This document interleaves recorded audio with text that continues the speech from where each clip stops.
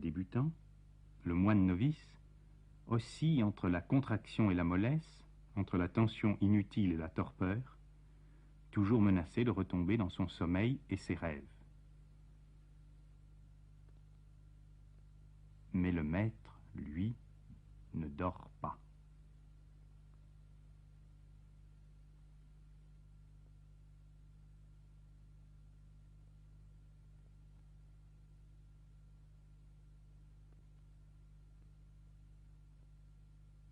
Le bâton, le kyosaku, n'est pas là pour punir, mais pour aider.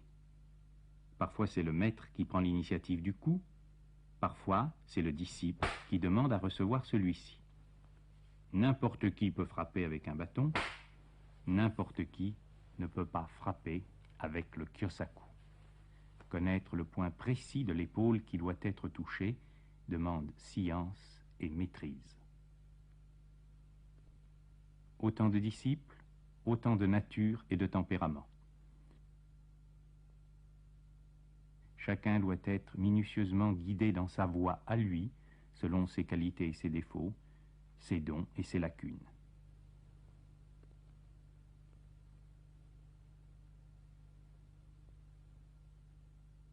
Le zazen assis est interrompu par des exercices de concentration en marchant.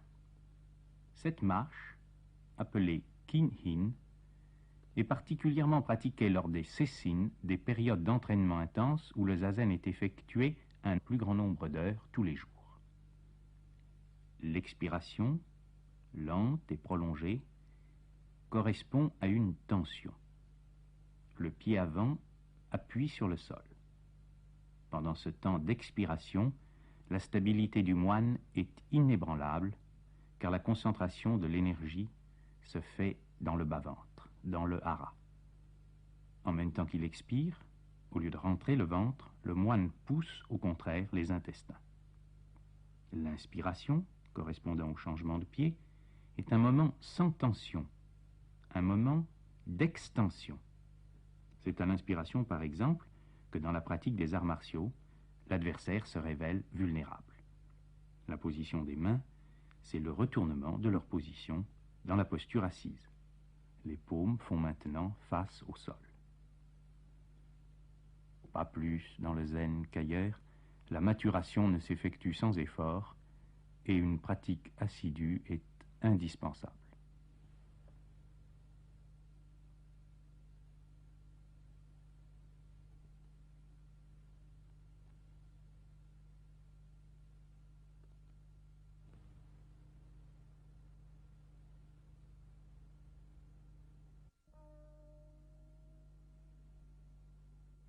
De même qu'une énergie infinie mais unique crée sans cesse le monde en se manifestant sous des formes indéfiniment changeantes et différentes, un seul enseignement, le zen, s'exprime à travers plusieurs écoles, plusieurs lignées de maîtres. Bien moins connu que le rinzai ou le soto, parce que bien moins important numériquement, l'ordre Obaku, zen chinois à l'état pur, a pour monastère principal le temple de Mankupuji, non loin de Kyoto.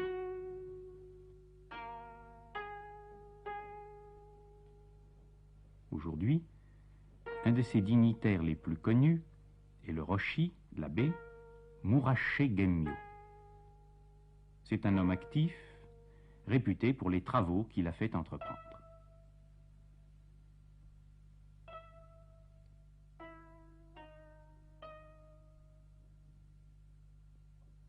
L'abbé général de l'ordre Obaku est le Zenji Ziko Kato.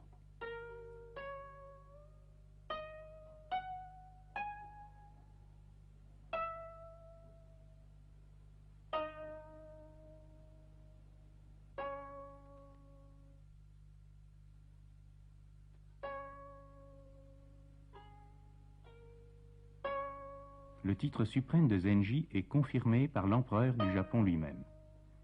C'est dire la notoriété de ce maître, âgé de 85 ans, mais dont le visage de vieillard toujours jeune rayonne, irradie de force tranquille et de joie débordante.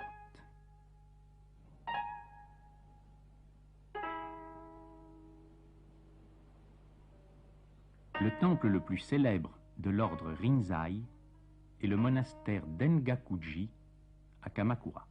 Le Rinzai, beaucoup moins centralisé que le Soto, est lui-même composé de nombreuses lignées traditionnelles.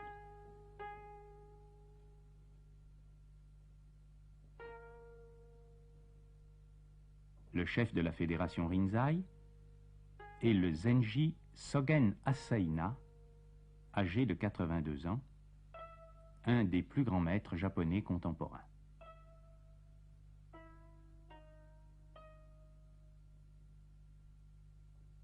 Liberté, sagesse, paix.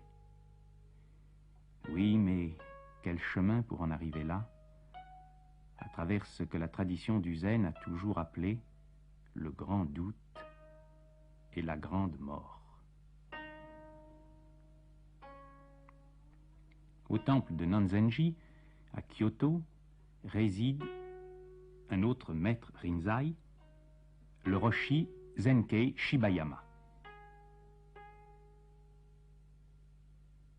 Shibayama Roshi est l'auteur d'un remarquable petit livre, traduit en anglais, A Flower Does Not Talk, où nous pouvons lire ces mots qui donnent leur véritable sens à son sourire et à sa tranquille sérénité.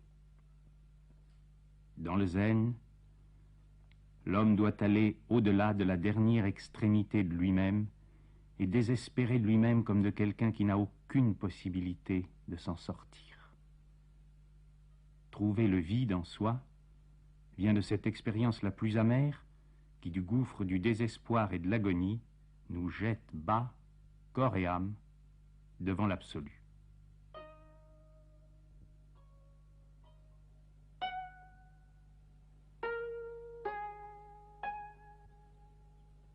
En compagnie du célèbre peintre zen Shuson Kono, c'est enfin le Roshi Rekido Otu, lui aussi un maître Rinzai, qui reçoit Sensei Deshimaru.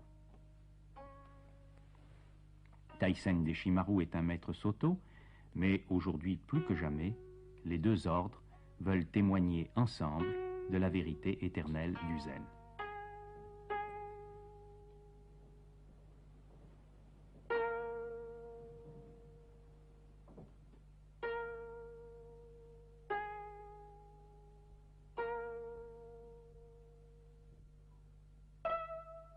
L'originalité du Rinzai, et ce qui le distingue à certains égards du Soto, est la méditation solitaire, individuelle, sur les koan.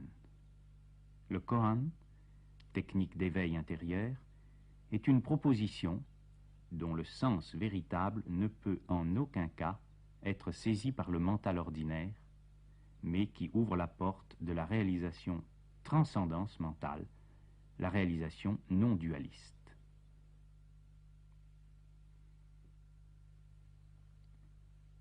Comme toutes les autres formes du bouddhisme, le zen fait place aussi aux femmes, aux nonnes, telles les nonnes du monastère de Soheiji, près de Nagano. En livrant au ciseau la parure de leurs cheveux, en renonçant à une certaine forme d'affirmation de soi-même, ces femmes se sont, elles aussi, engagées. Elles ont choisi pour la profondeur contre la surface, pour la réalité contre l'illusion, pour la compassion contre l'égoïsme.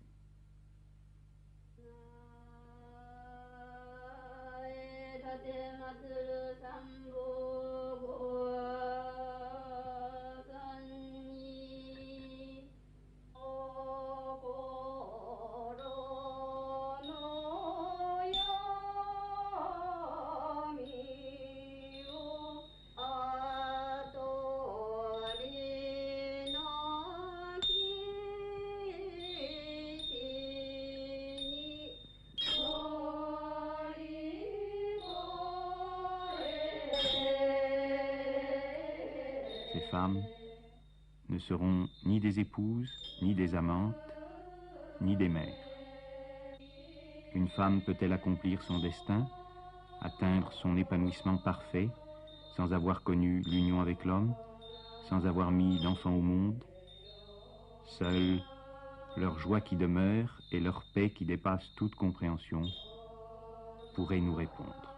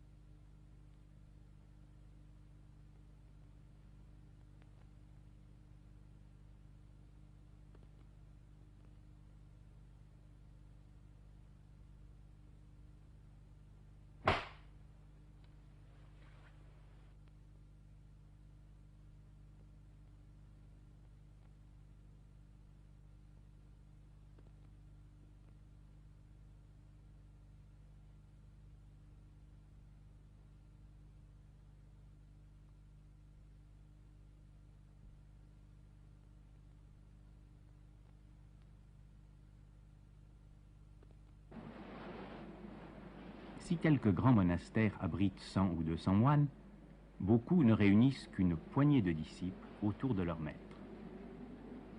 Le temple de Daidoin, entre Tokyo et Kyoto, est dirigé par le Roshi Asano, qui fut, comme Sensei Deshimaru, instruit par le célèbre Kodo Sawaki. Voix de l'effort soutenu et de l'intense ascèse, le zen est aussi la voix de la liberté, de la spontanéité, de la réconciliation des contraires. Le rire des maîtres zen est célèbre et les moines connaissent le prix de la récréation. La recréation, au sens étymologique du terme. Si le sage, l'adulte parfait, n'a plus rien en lui d'infantile, il est aussi pareil à un petit enfant, heureux, joyeux, libre, comme un petit enfant. Des années de zazen ont fait jaillir en lui la source de la vie.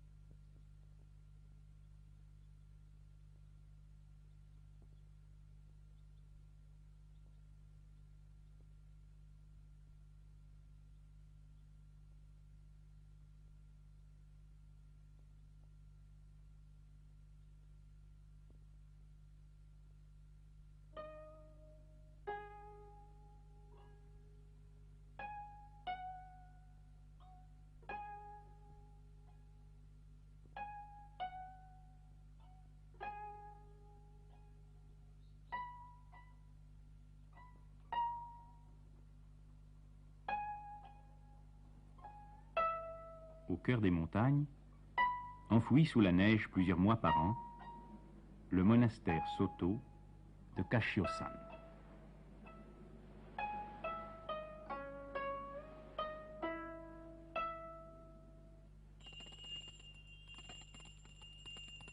Si les moines zen travaillent, et travaillent même beaucoup, ils ont aussi conservé des origines du bouddhisme, la coutume de se rendre en ville pour y mendier du riz ou de l'argent.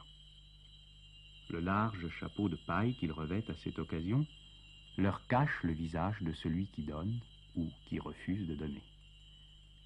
Il est vrai aussi que parfois, tous les moines sont invités à manger ensemble par un homme riche.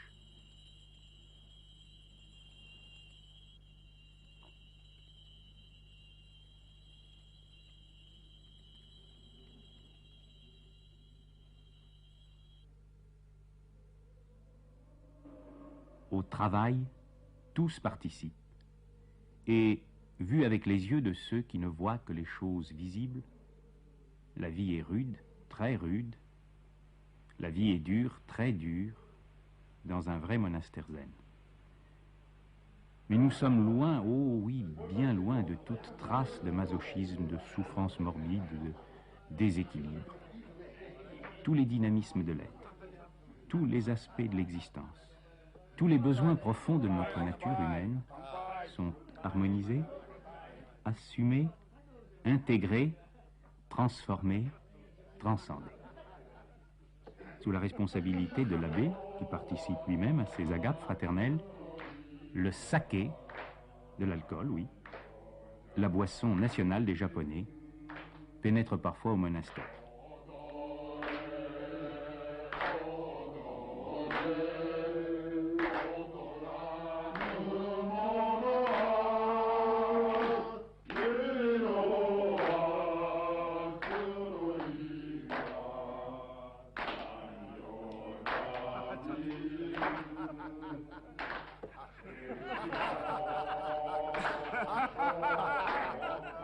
Si c'est ça la vie, haha, si c'est ça la vie que tous les moines font, ricanent ou se lamentent, ceux qui ne comprennent pas, ceux surtout qui ne veulent pas comprendre.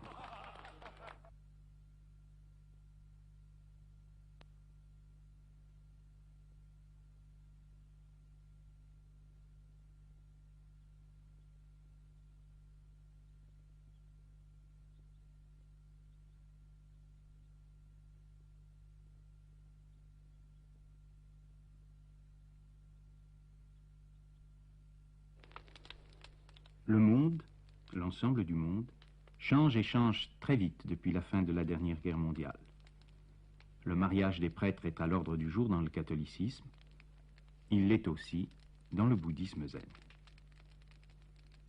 Afin qu'il y ait au moins un moine dans chacun des temples zen disséminés du nord au sud de l'archipel nippon, les moines expérimentés qui résident seuls dans un monastère sont autorisés à se marier. Ils ont vécu pendant des années le sévère entraînement communautaire. Ils retournent dans les grands monastères pour les périodes des séchines.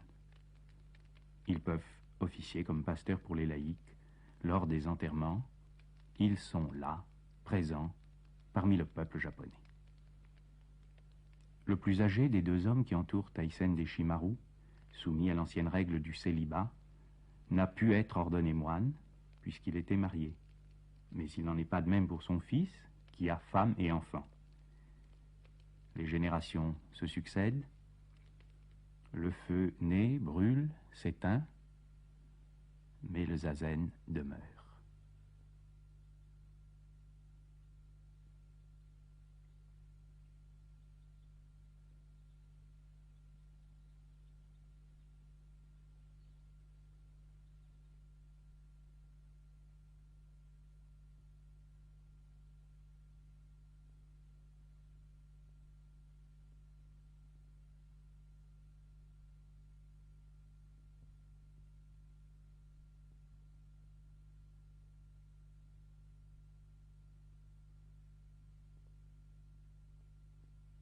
Dans le Rinzai aussi, comme dans le Soto, un homme et une femme peuvent chercher ensemble l'unique réalité, l'unique vérité, le royaume qui est au-dedans de nous.